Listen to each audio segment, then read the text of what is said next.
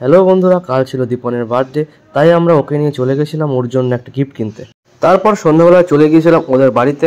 প্রথমে গিফট নিতে ও একটু লজ্জা পাচ্ছিল, যেহেতু আমি ভিডিও করছিলাম। তাই আমি তো কি ভাবছিলাম হয়তো এখনো কেউ আসেনি, কিন্তু না, সবাই একটু এনজয় করছিল পাশের ঘরে।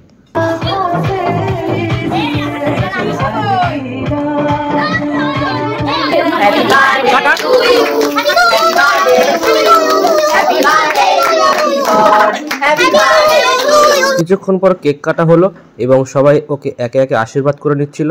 এরপর ওর অন্নপ্রাশনের ভিডিও চালানো হয়েছিল, যা আমরা একসাথে বসে সবাই মিলে দেখছিলাম।